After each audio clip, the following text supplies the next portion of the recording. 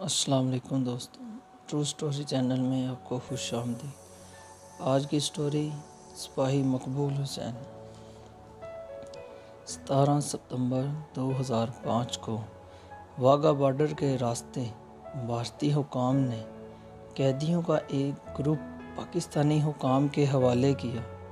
اس group میں مختلف نوعیت کے قیدی تھے۔ ان کے ہاتھوں میں گٹھریوں کی شکل میں کچھ سامان تھا جو شاید ان کے کپڑے وغیرہ تھے، لیکن اس گروپ میں 60-65 سالہ ایک ایسا پاکستانی بھی شامل تھا جس کے ہاتھوں میں کوئی گٹھری نہ تھی۔ جسم پر ہڈیوں کے ساتھ چمٹی ہوئی اس کی کھال کے علاوہ گوشت کا کوئی نام نہیں تھا، اور جسم اس طرح مڑا ہوا تھا جیسے پتنگ کی اوپر والی کان مڑی ہوتی ہے۔ خردد جھاڑیوں کی طرح سر کے بے ترتیب بال دیکھ کر محسوس ہوتا تھا کہ طویل عرصے تک ان بالوں نے تیل یا کنگھی کی شکل تک نہیں دیکھی ہوگی۔ اور دکھ کی بات کہ پاکستان داخل ہونے والے اس قیدی کی زبان بھی کٹی ہوئی تھی، لیکن سارے مصائب کے باوجود اس قیدی میں ایک چیز بڑی مختلف تھی، اور وہ تھی اس کی آنکھیں جن میں ایک عجیب سی چمک تھی۔ پاکستانی حکام کی طرف سے ابتدائی کارروائی کے بعد ان سارے قیدیوں کو فارغ کر دیا گیا۔ سارے قیدی اپنے اپنے گھروں کو روانہ ہو گئے، لیکن یہ بوڑھا قیدی اپنے گھر جانے کی بجائے ایک عجیب منزل کی تلاش میں نکل کھڑا ہوا۔ کانپتے اور ناتواتے ہاتھوں سے وہ ٹوٹے ہوئے الفاظ لکھ کر اپنی منزل کا پتہ پوچھتا رہا۔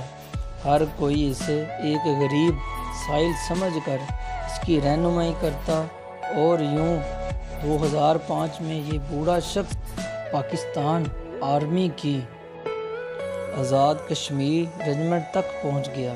وہاں پہنچ کر اس نے ایک عجیب دعویٰ کر دیا۔ اس دعوے کے پیش نظر اس شخص کو ریجمنٹ کمانڈر کے سامنے پیش کر دیا۔ کمانڈر کے سامنے پیش ہوتے ہی نہ جانے اس بوڑھے ناتواں شخص میں کہاں سے اتنی طاقت آ گئی۔ اس نے ایک نوجوان فوجی کی طرح کمانڈر کو سلوٹ کیا اور ایک کاغذ پر ٹوٹے ہوئے الفاظ میں لکھا، سپاہی مقبول حسین نمبر 335139 ڈیوٹی پر آ گیا ہے اور اپنے کمانڈر کے حکم کا منتظر ہے۔ کمانڈر کو کٹی ہوئی زبان کے اس لاغر، ناتواں اور بدحواس شخص کے اس دعوے نے چکر آ کے رکھ دیا۔ کمانڈر کبھی اس تحریر کو دیکھتا اور کبھی اس بوڑھے شخص کو جس نے ابھی کچھ دیر پہلے ایک نوجوان فوجی کی طرح بھرپور سلوٹ کیا تھا۔ کمانڈر کے حکم پر قیدی کے لکھے ہوئے نام اور نمبر کی مدد سے جب فوجی ریکارڈ کی پرانی فائلوں کی گرد جھاڑی گئی اور اس شخص کے رشتہ داروں کو ڈھونڈ کے لایا گیا تو ایک دل ہلا دینے والی داستان سامنے آئی۔ اور یہ داستان جاننے کے بعد اب پھولوں، فیتوں اور سٹار والے لاغر شخص کو سلوٹ مار رہے تھے۔ ایک شخص کا نام سپاہی مقبول حسین تھا۔ 65 کی جنگ میں سپاہی مقبول حسین کیپٹن شیر کی قیادت میں دشمن کے علاقے میں اسلحے کے ایک ڈبے کو تباہ کر کے واپس آ رہا تھا۔ دشمن سے جھڑپ ہو گئی۔ سپاہی مقبول حسین جو اپنی پشت پر وائرلیس سیٹ اٹھائے اپنے افسران کے لیے پیغام رسانی کے فرائض ساتھ ہاتھ میں اٹھائی گن سے دشمن کا مقابلہ بھی کر رہا تھا، مقابلے میں زخمی ہو گیا۔ سپاہی سے اٹھا کر واپس لانے لگے تو سپاہی مقبول حسین نے انکار کرتے ہوئے کہا، بجائے میں زخمی حالت میں آپ کا بوجھ بنوں، میں دشمن کا مقابلہ کرتے ہوئے آپ کے لیے محفوظ راستہ مہیا کرتا ہوں۔ ساتھیوں کا اصرار دیکھ کر مقبول حسین نے ایک چال چلی اور خود کو چھوٹی کھائی میں گرا کر اپنے ساتھیوں کی نظروں سے اوجھل کر لیا۔ دوست تلاش کے بعد واپس لوٹ گئے تو اس نے ایک مرتبہ پھر دشمنوں کے فوجیوں کو آڑے ہاتھوں لیا۔ اسی دوران دشمن کے ایک گولے نے سپاہی مقبول حسین کو شدید زخمی کر دیا۔ وہ بے ہوش ہو کر گر پڑا اور دشمن نے اسے گرفتار کر لیا۔ جنگ کے بادل چھٹے تو دونوں ملکوں کے درمیان قیدیوں کی فہرستوں کا تبادلہ ہوا، تو بھارت نے کہیں بھی سپاہی مقبول حسین کا ذکر نہ کیا۔ اسی لیے ہماری فوج نے بھی سپاہی مقبول حسین کو شہید تصور کر لیا۔ بہادر شہیدوں کی بنائی گئی ایک یادگار پر اس کا نام بھی کنندہ کر دیا گیا۔ ادھر بھارتی فوجی خوبصورت اور کریل جسم کے مالک سپاہی مقبول حسین کی زبان کھلوانے کے لیے اس پر ظلم کے پہاڑ توڑنے لگی۔ اسے 4x4 فٹ کے ایک پنجرے نما کوٹری میں قید کر دیا گیا، جہاں وہ نہ بیٹھ سکتا تھا نہ لیٹ سکتا تھا۔ دشمن انسان سوز مظالم کے باوجود اس سے کچھ اگلوا نہ سکا تھا۔ سپاہی مقبول حسین کی بہادری اور ثابت قدمی نے بھارتی فوجی افسران کو پاگل کر دیا۔ انہوں نے دیکھا کہ مقبول حسین کوئی راز نہیں بتاتا۔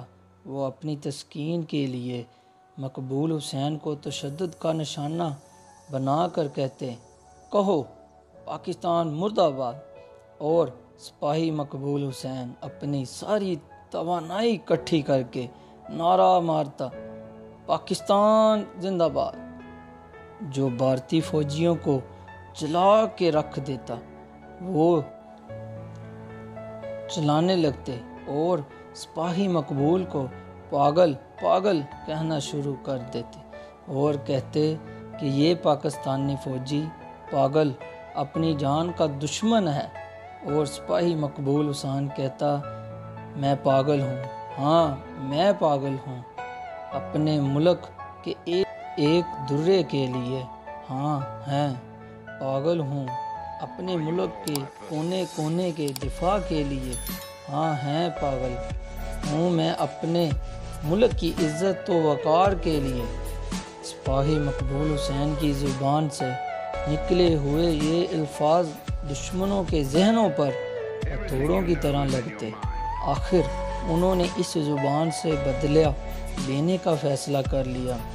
انہوں نے سپاہی مقبول حسین کی زبان کاٹ دی، اسے پھر 4x4 اندھیری کوٹری میں ڈال کر مقفل کر دیا۔ سپاہی مقبول حسین نے 1965 سے لے کر 2005 تک اپنی زندگی کے بہترین 40 سال اس کوٹری میں گزار دیے۔ اب وہ کٹی زبان سے پاکستان زندہ باد کا نعرہ تو نہیں لگا سکتا، لیکن اپنے جسم پر لباس کے نام پر پہنے چتھڑوں کی مدد سے 4x4 فٹ کوٹری کی دیوار کے ایک حصے کو صاف کرتا اور اپنے جسم سے رستے ہوئے خون کی مدد سے وہاں پاکستان زندہ باد لکھ دیتا۔ یوں سپاہی مقبول حسین اپنی زندگی کے بہترین دن اپنے وطن کی محبت کے پاگل پن میں گزارتا رہا۔